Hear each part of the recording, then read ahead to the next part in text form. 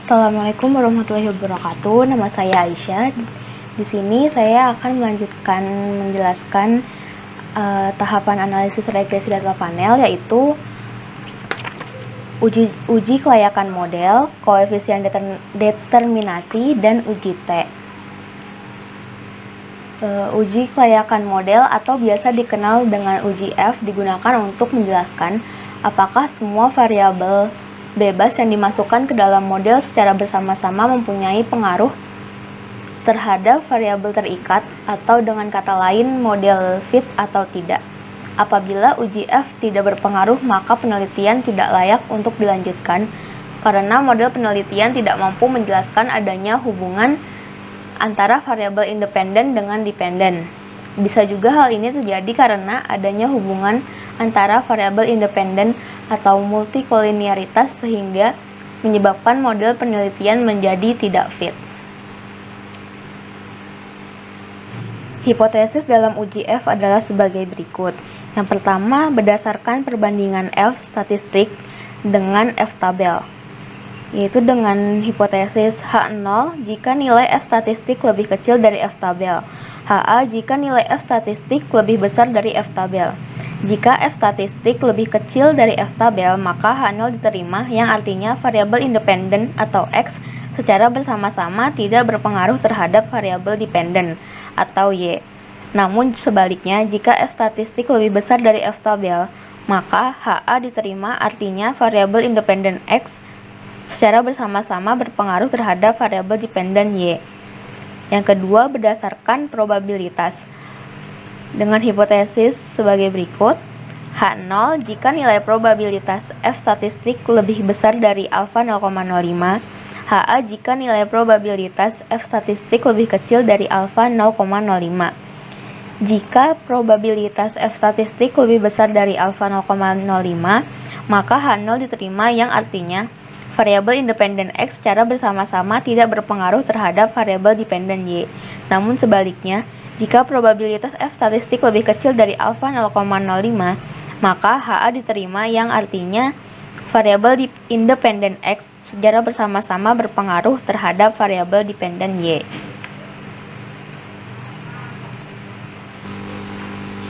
Untuk proses uji F, yaitu klik persamaan EQ01 dalam log file, yaitu ini dia output uji F. Penjelasannya adalah pada output tersebut menunjukkan bahwa nilai F statistik sebesar 7,506966, sementara F tabel dengan tingkat alfa 5%, DF1 K dikurang 1 yaitu 5, dan DF2 N dikurang K 39. Didapat nilai F tabel sebesar 2,45538. Dengan demikian F statistik 7,506966 lebih besar dari F tabel, yaitu 2,45583, dan nilai probabilitas F statistik 0,000051 lebih kecil dari 0,05, maka dapat disimpulkan bahwa HA diterima.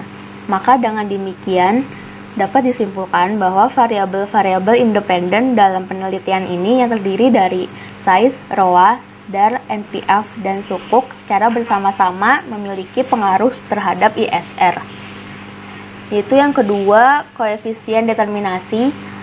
Hasil koefisien determinasi menjelaskan seberapa jauh kemampuan model regresi dalam menerangkan variasi variabel bebas mempengaruhi variabel terkait. Semakin besar hasil R-square akan semakin baik karena hal ini mengidentifikasi semakin baik variabel independen dalam menjelaskan variabel dependen. Nilai R-square berada antara 0 sampai 1 dengan penjelasan nilai R-square harus berkisar 0 sampai 1. Jika nilai R-square sama dengan 1, berarti naik atau turunnya variabel terkait Y 100% dipengaruhi oleh variabel bebas, yaitu X. Jika nilai R-square sama dengan 0, berarti tidak ada hubungan sama sekali antara variabel independen terhadap variabel. Ya, berikut hasil output dari adjusted R-square atau koefisien determinasi. Pada tabel ini menunjukkan bahwa nilai adjusted R-square sebesar 0,425098 yang artinya variasi perubahan naik turunnya ISR dapat dijelaskan oleh size, ROA, DAR, NPF, dan sukuk sebesar 42,5%. Sementara sisanya yaitu sebesar 57,5% dijelaskan oleh variabel-variabel lain yang tidak diteliti dalam penelitian ini. Berikutnya uji T. Hasil uji T menjelaskan signifikansi pengaruh variabel bebas secara parsial terhadap variabel terikat. Hipotesis dalam uji T adalah sebagai berikut. Berdasarkan perbandingan T statistik dengan T tabel. Berikut hipotesisnya. H0 jika nilai T statistik lebih kecil dari T tabel, HA jika nilai T statistik lebih besar dari T tabel. Jika nilai T statistik lebih kecil dari T tabel, maka H0 dapat diterima yang artinya variabel independen atau X secara parsial tidak berpengaruh terhadap variabel dependen yaitu Y. Namun sebaliknya, jika nilai T statistik lebih besar dari T tabel, maka HA diterima yang artinya variabel independen X secara parsial berpengaruh terhadap variabel dependen Y.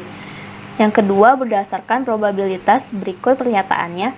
H0 jika nilai probabilitas lebih besar dari alfa 0,05. HA jika nilai probabilitas lebih kecil dari alfa 0,05.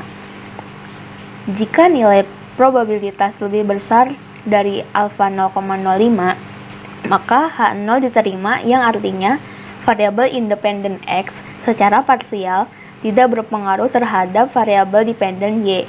Namun sebaliknya, jika nilai probabilitas lebih kecil dari alfa 0,05, maka HA diterima yang artinya variabel independen X secara parsial berpengaruh terhadap variabel dependen Y. Berikut hasil output proses uji T dengan menggunakan program Evius. Pada tabel ini menunjukkan bahwa nilai T statistik ukuran perusahaan atau size sebesar 5,156629, sementara T tabel dengan tingkat alfa 5%, DF yang DF itu degree of freedom, N dikurang K, N banyak observasi yaitu 45, dikurang K banyaknya variabel atau variabel bebas dan terikat yaitu 6. Maka hasilnya 39. Didapat nilai T tabel sebesar 2,02269. Dengan demikian T statistik size 5,156629 lebih besar dari T tabel 2,02269 dan nilai probabilitas 0,0000 lebih kecil dari 0,05. Maka dapat disimpulkan bahwa variabel ukuran perusahaan atau size dalam penelitian ini memiliki pengaruh terhadap pengungkapan ISR. Nilai koefisien regresi variabel size sebesar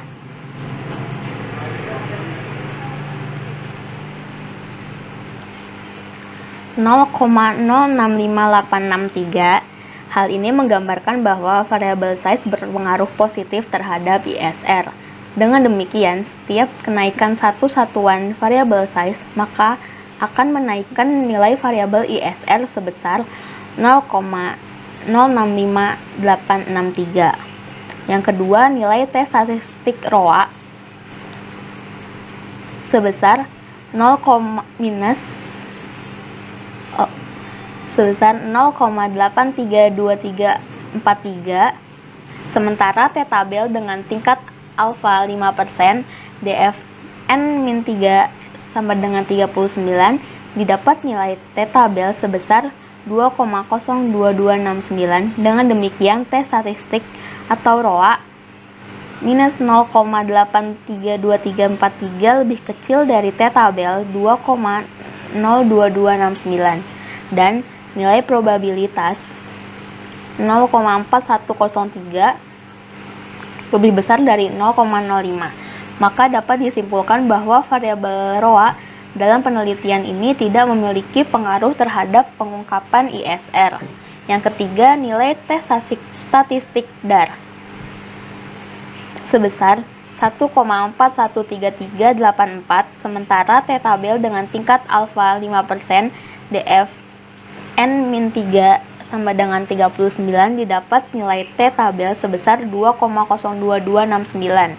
Dengan demikian, T statistik DAR 1,41384 lebih kecil dari T-tabel 2,02269 dan nilai probabilitas 0,1655 lebih besar dari 0,05. Maka dapat disimpulkan bahwa variabel DAR dalam penelitian ini tidak memiliki pengaruh terhadap pengungkapan ISR. Yang keempat, nilai tes statistik NPF sebesar